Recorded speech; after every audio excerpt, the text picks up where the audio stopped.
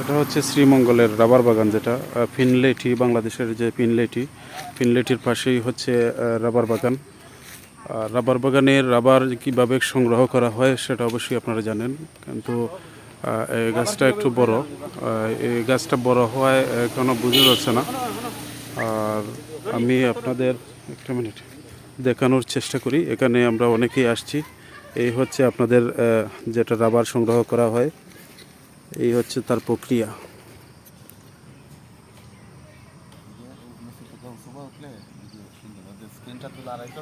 এটা মূলত এই বড় একটা গাছ। সেই গাছটা নিচ দিকে বা যে দিকেই হোক এভাবে কেটে লম্বালম্বি করে নিয়ে মাথার নিচ দিকে রেখে সেখানে নিচে একটা কৌটা রাখা হয়। সেই কৌটাটা হচ্ছে সংগ্রহের একটা পাতিল। তারপর এই প্রতিদিন সেই পাতিল থেকে এই কষ্ট যে গাছের যে রস যেটা বাইর হয় সেটা সংগ্রহ করে কালেকশন করা হয়। তারপর এখানে সবগুলো এক করে তখন একটা আবরণের মতো তৈরি হয়। এটা মূলত কালো হয়ে যায়। আপনারা দেখতে পাচ্ছেন যে এটা সাদা একটা রং, সাদা রঙের এই কষটা, যে এই গাছের যে কষটা, এটা সাধারণত দেখতে সাদা হলেও পরে এটা কালো হয়ে যায়। তারপরে বিভিন্ন প্রক্রিয়ার মাধ্যমে এটা সংগ্রহ করা হয়। সেটা আমরা দেখেছি আমাদের, যেহেতু এটা কাছেই আমাদের, সেটা আমরা অনেকেই দেখি, বা অনেকে যারা দেখেন নাই কীভাবে সংগ্রহ করা হয়। তারপরে আরেকটা দেখাই আপনাদের, সেটা হচ্ছে এই হচ্ছে আর একটা পদ্ধতি। এটা পদ্ধতি না, এই হচ্ছে আর কি, এদিকে এটা সিস্টেম করে রাখা হয়েছে। এটা তুলে নেওয়া হয়েছে এখান থেকে, মালটা তুলে নেওয়ার কারণে এটা তারা বেঁধে রেখেছে। এটা আবার এখানে ফিটিং করে দেবে।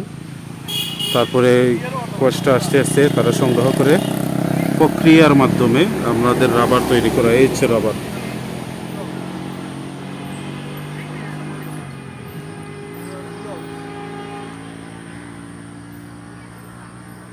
এই হচ্ছে আপনাদের কাঙ্ক্ষিত সেই রাবারটা।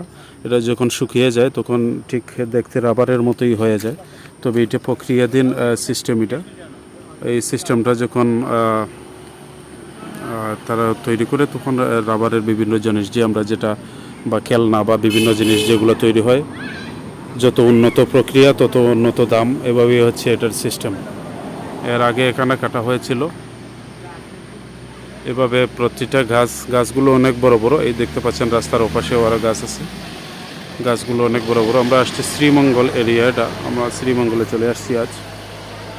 আসছিলাম অন্য একটা কাজে, তখন আমাদের কাজটা হয় নাই। তখন ভাবলাম যে আমরা যেহেতু রাবার বাগানে এসছি, আপনাদের একটা দেখানোর চেষ্টা করে নিই আর কি।